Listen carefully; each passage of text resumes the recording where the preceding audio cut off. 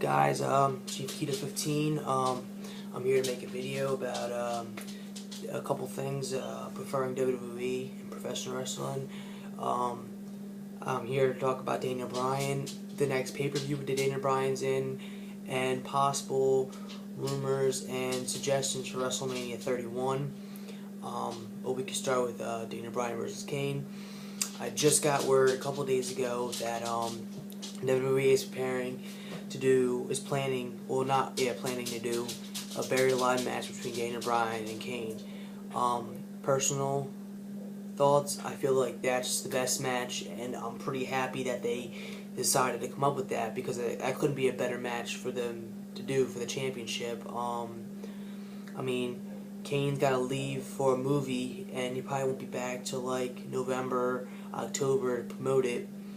And so, I mean, there's not really any other way you can just take him off of television. I mean, you do any other random match, it just, he doesn't get hurt, as you can tell from what's going on. So injuries, that just wouldn't work. But the fact that he got buried alive, I mean, it would work. It would help a lot better.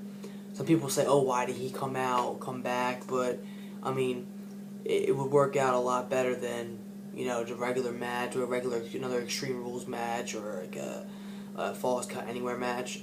But yeah, I feel like that's the best match for them to do. It'll help Daniel Bryan out. It'll help Kane out. It works for both of them, and it works for the audience, the universe. Personally, I haven't seen a buried alive match in about 4 years. 2010, bragging rights, Kane versus Undertaker.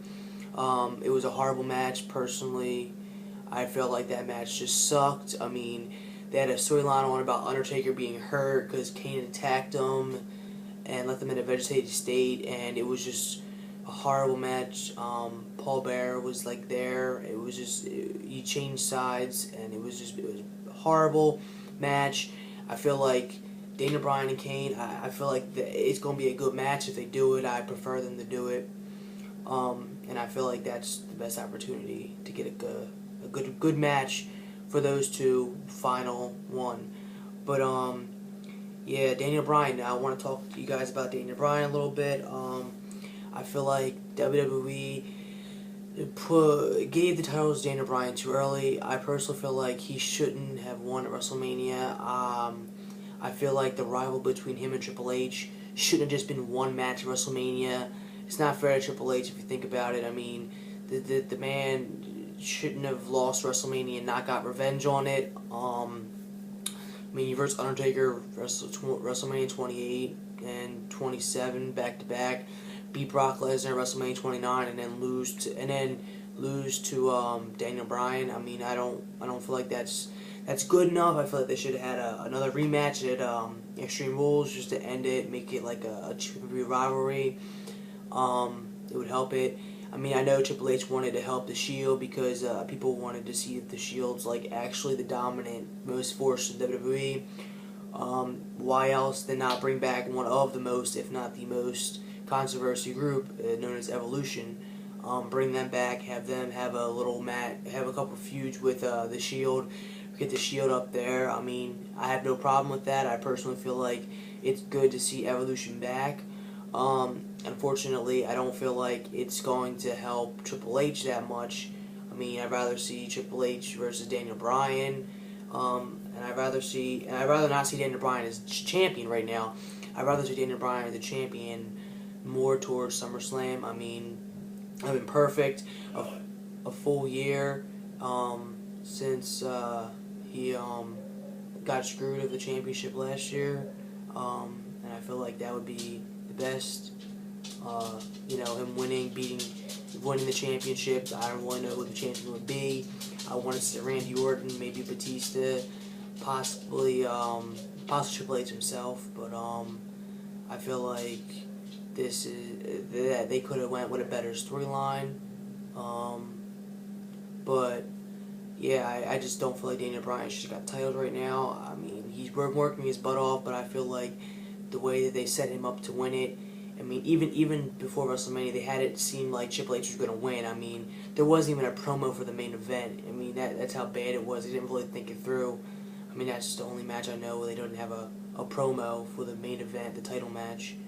But yeah, I didn't feel like it worked. I really didn't feel like WrestleMania 30 was as big as it was supposed to be.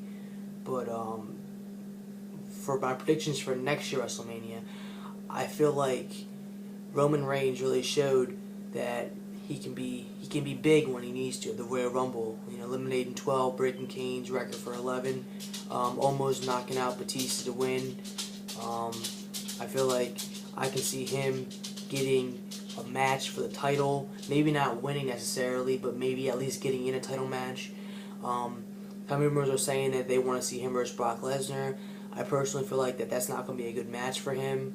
I feel it's going to be it'll be an easier match for Brock Lesnar to do because Roman Reigns isn't like he's relying on the Shield. I mean, it wouldn't be that good of a match. I personally feel like it wouldn't.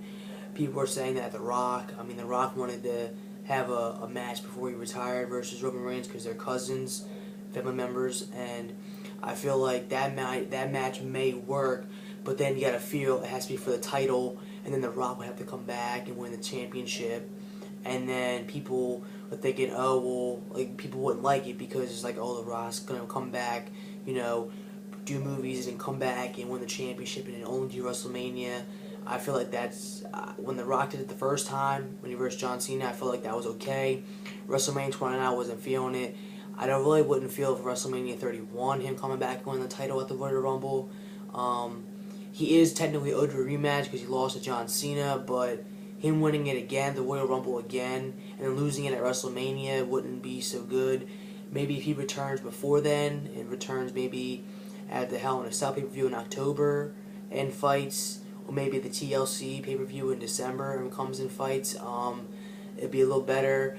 And like the fact that he can't just come to one Raw a month and then do the rest of them be satellite like he did last year. I feel like that's not what the WWE World Heavyweight Champion is supposed to do this year. I feel like that just can't happen again.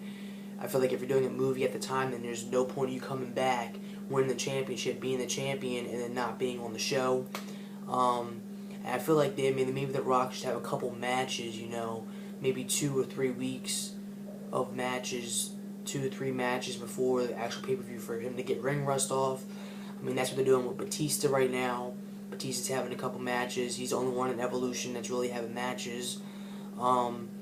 To get him out of ring shape, out of ring rust. I mean, he's been gone for a while. I mean, The Rock was just here last year, but I mean, still, it's good to see The Rock, wrestle. But his age, maybe, I don't know if he's comfortable getting hurt. I mean, I really don't know. Another person I can see Roman Reigns fighting is Dean Ambrose. I can see right now I feel like Roman Reigns took over the leader spot in the Shield. I don't think Dean Ambrose should be the leader anymore. I feel like Roman Reigns has proven that he should be the leader. I mean, some people may disagree with me. That's how I feel. I've seen him wrestle. I feel like he's been putting out more effort for the team than Dean Ambrose and Seth Rollins is. And I feel like that Dean Ambrose is just, when he was the United States champion, he really didn't seem like a champion. I mean, he never defended the title. He just recently defended it and lost it. I mean, I don't feel like he should have had the title for as long as he had, because it was kind of like just there. Like, it was, no one had it. It was kind of like a vacant title. That's how I see it. Yeah, I can see that them breaking up and then they having a rival and then going into WrestleMania and then he beating him, not for the title though. Like, that could be like a non-title match, no title at all. Like, none of them have them. But or I can see Roman Reigns maybe facing Randy Orton for the championship. I mean, that could be a possibility. That might be a good match actually. See Randy Orton and Roman Reigns in a championship match without the Shield. No, just Roman Reigns by himself away from the Shield now. I mean, that could work. I don't know. I mean, I'd like to get your thoughts on this. Subscribe me and get a little bit more videos, and I'm gonna let you guys go tonight. And I'm gonna put some more videos on there for this Monday, and just comment your feedback and let me know.